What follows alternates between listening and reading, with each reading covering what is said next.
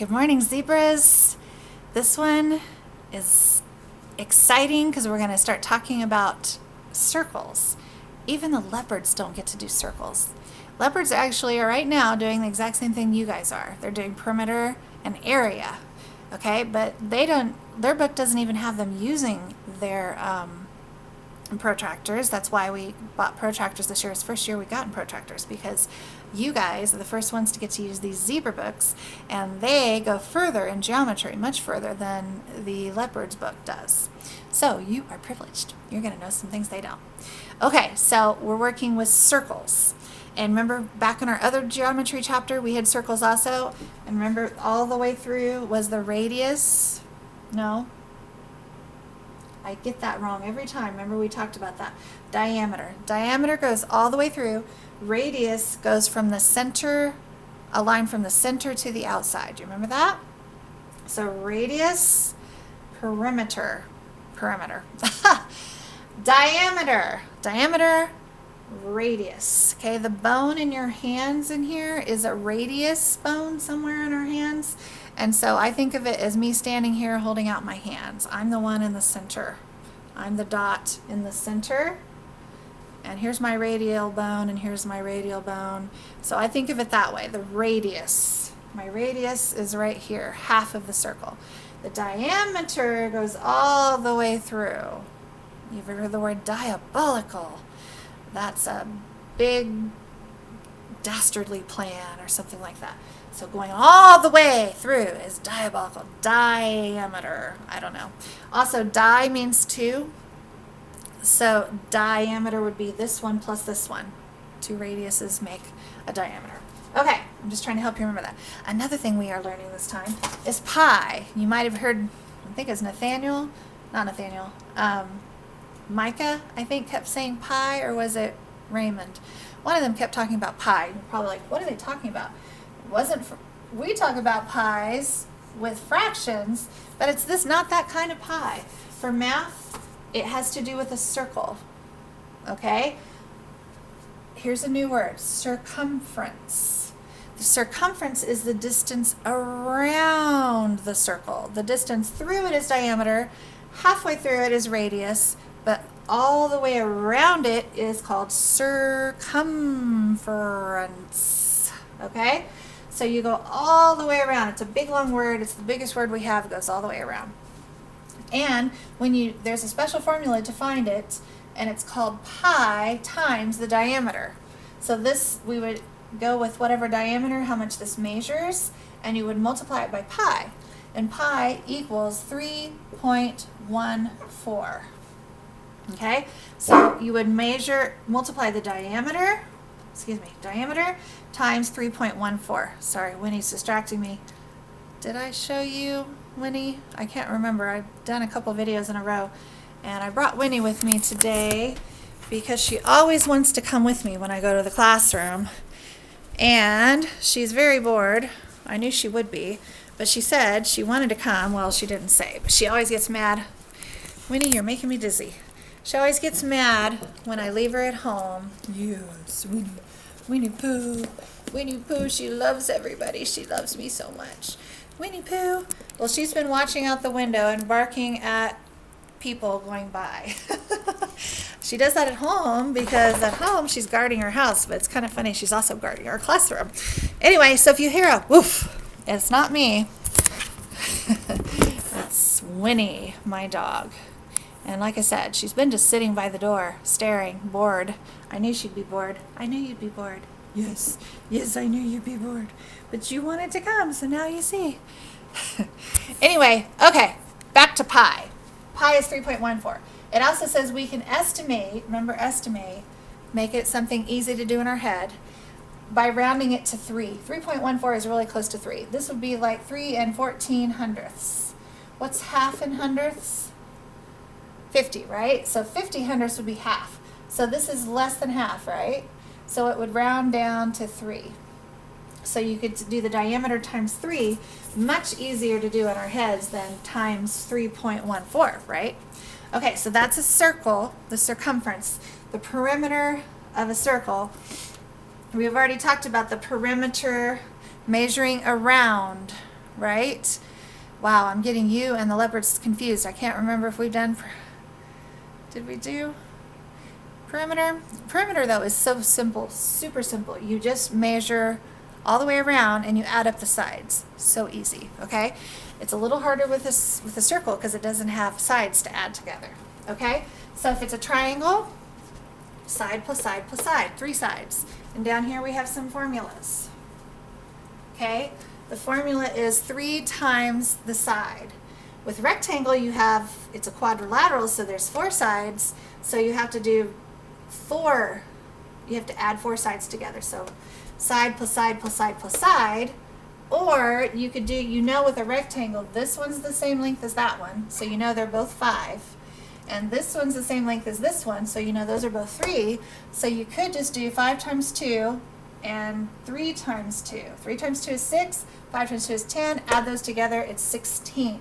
That's easier, I think, than going 3 plus 5 is 8, plus 3 is 11, plus 3 is 16. No, 5, sorry, is 16. Okay, so you can do it either way, but I think multiplication is faster. All right, let's work on this page. Okay, it says write an addition and a multiplication equation to find the perimeter. Okay, so we're gonna do the adding way and we're gonna do the multiplication way. Is that able to be seen? Can you see that? Yeah, I guess you sort of can. It's a little close, isn't it? Sorry, Winnie. She was sitting against it. Okay, so this polygon has how many sides? 1, 2, 3. 1, 2, 3. It has 6. So we could write 6 times 3 equals 18 inches. And we should say P equals, that's for perimeter. Perimeter equals 18 inches, or perimeter equals 3 plus 3 plus 3 plus 3 plus 3 plus 3 plus 3, I think, or did I start with that one? 1, 2, 3, 4, 5, 6, 7. We have 6 sides. 1 too many 3s. All right. So we know that we could stop and add those up. 3 plus 3 is 6 plus 3 is 9 plus 3 is 12 plus 3 is 8. 15 plus 3 is 18. Either way, we arrive at the same answer. 18 inches is the perimeter of that. What kind of shape it is it if it has six sides? I think I heard Luke say hexagon. Remember? Hexagon. It doesn't say that up here. It does not. Write that down so you remember. Hex. Hex means 6. They both have X's. Okay? This is how does knowing the length of one side of a regular hexagon, there's the word, help you to find the perimeter? Because we add all sides together. Let's see. By multiplying by the same side number. So since we know that this one's already 3, we could just multiply 6 3s. Do you see? Okay, then it says to write an equation for perimeter of these shapes. These are still polygons. It's just that some of them are strange shapes, aren't they? Are any of those quadrilaterals? What does it have to be a quadrilateral? It has to have 4 sides. Does this one have 4 sides? That's a triangle. Does this one have 4 sides? It has 1, 2, 3, 4, plus 2 more.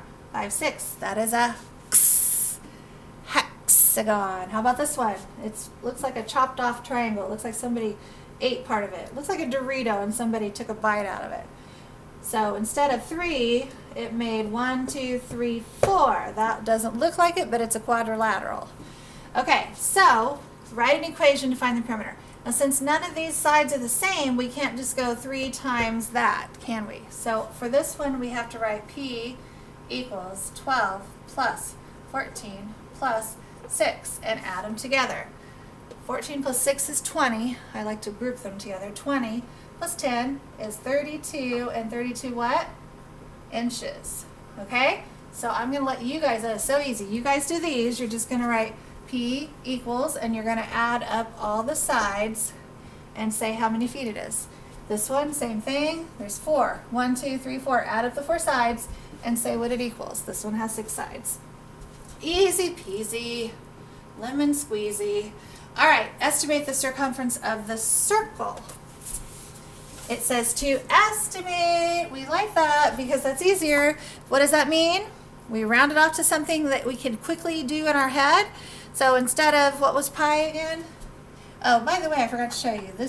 That's the symbol for pi. I don't know why they didn't make it a circle. I'm sure there's a good reason. But the pi symbol is like that. It's like a little table, sort of. Like a T with two legs. Kind of like a chair. I had a chair like that once. See how they made it up here? Hello. Right there, see? It's a funny little thing.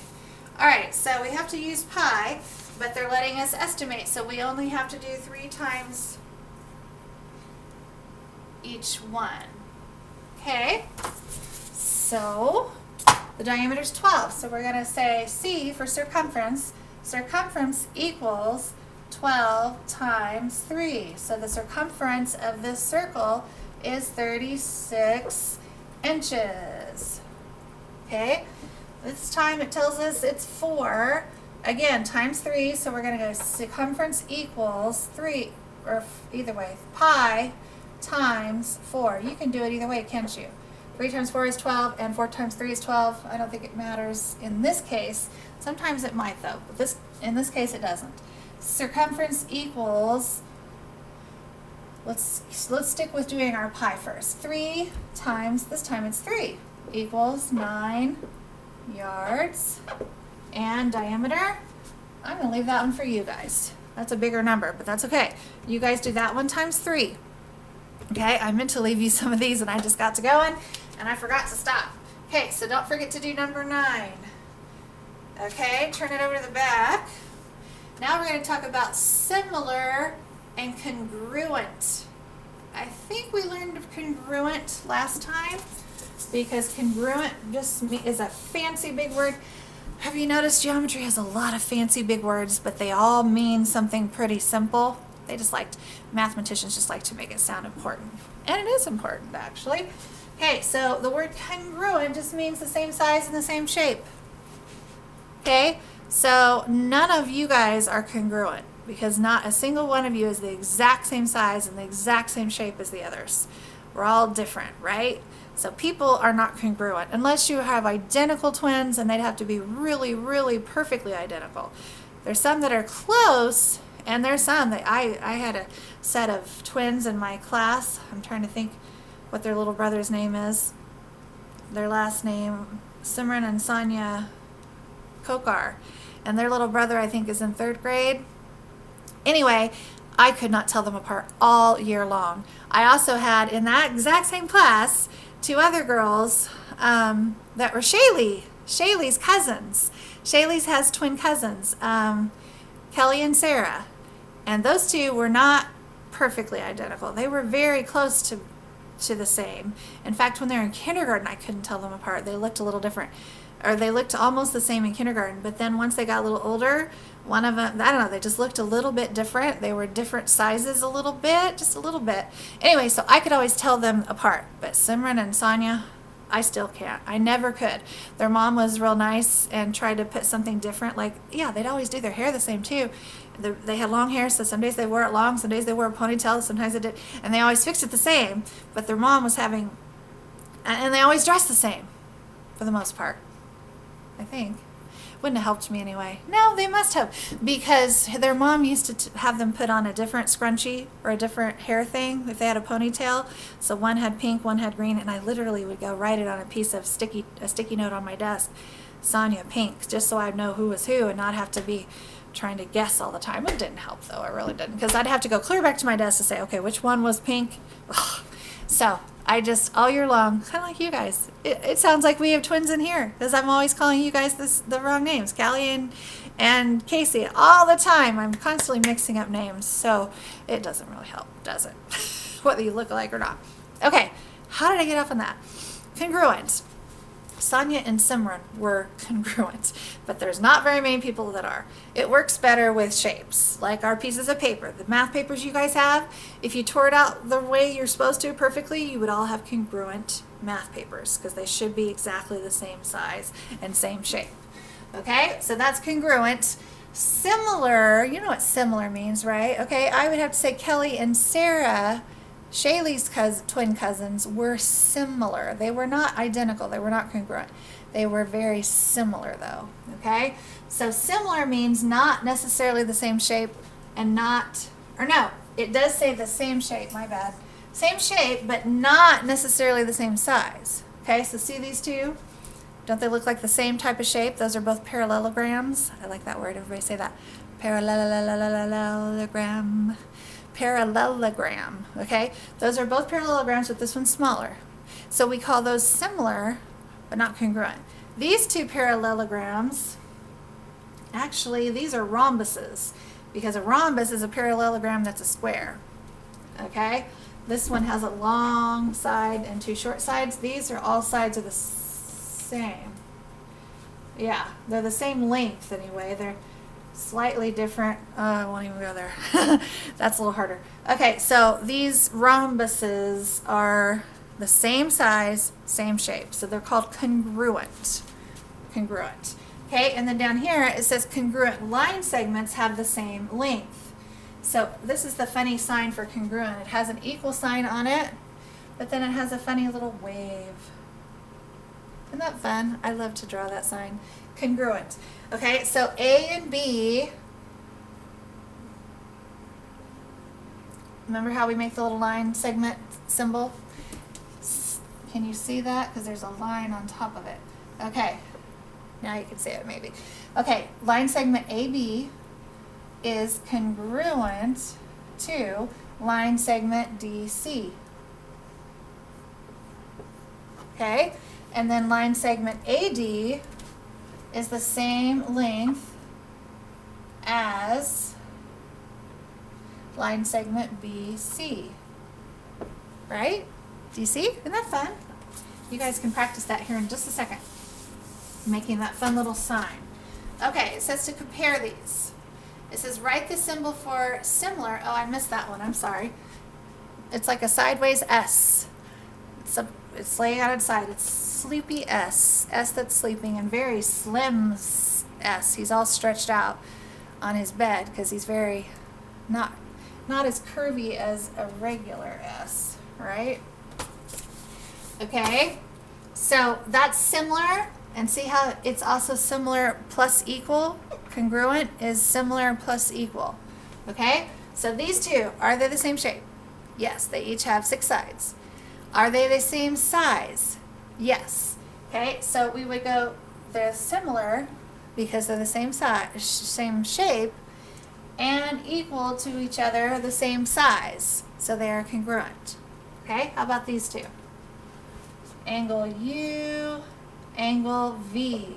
We're specifically talking about the angles now, not the side, not the shapes. Okay, look, what does that little square in the corner mean? It means it's a right angle, right? Okay, so U is a right angle, V is a right angle, angle U and V are similar and the same size, congruent. Okay, these are both what kind of shape? Squares. Are they this? So they are similar. Okay, similar because of the same, both squares. And what about the same size? No. So we're not going to put the equal sign there. And if it bothers you that it's not in the middle, which it bothers me, then you can redo that if you want. It's just similar, not congruent. Okay, this last one is talking about, this means line segment WZ, line segment XY. They are similar, they're both straight and parallel. Are they exactly the same length? Yes. So those two are congruent. See how much fun this is? Now we talk about different ways that we can take those congruent shapes and flip them in different ways. Isn't this fun? So these two are the same. It transitions, the figure slides to another position. So it slid down the graph here, but they're the same. So these are congruent. From a fixed point, probably right here, the figure turns clockwise or counterclockwise. So it's sitting here and it's, you know how you have those little brass brads and then you poke it in and open it up and then you can turn the thing. I wish I had something like that right now. It has a little brass brad right there and it's flipping. Oh no, it's flipping this way, my bad. Flipping. Well, it says this way. It doesn't. The figure turns clockwise or counterclockwise. To me, it looks like it turned this way, doesn't it to you? If it goes this way, it has to completely get upside down. I don't know. Maybe I'm just not seeing it right. But to me, it looks like it's flipping counterclockwise. Okay, but either way, it's rotating for sure. It stays the same, it's just rotating. And then reflection would be like looking in the mirror. Did you know when you look at yourself in the mirror, you see yourself backwards? And so you are the only one that sees you like that. Everyone else sees you backwards. I mean, sees you right ways. You're looking backwards. So it's like standing in front of the mirror. And so it's opposite of each other. It flips across a line of reflection. It's just that it's opposite. And when I look right now at you guys, all of this is backwards on my screen because of the way that it's taking the picture. It's like you guys sitting there reading it. It's weird. I can't even show you because as soon as I hit stop, it flips it. And yeah, then I see it the right way.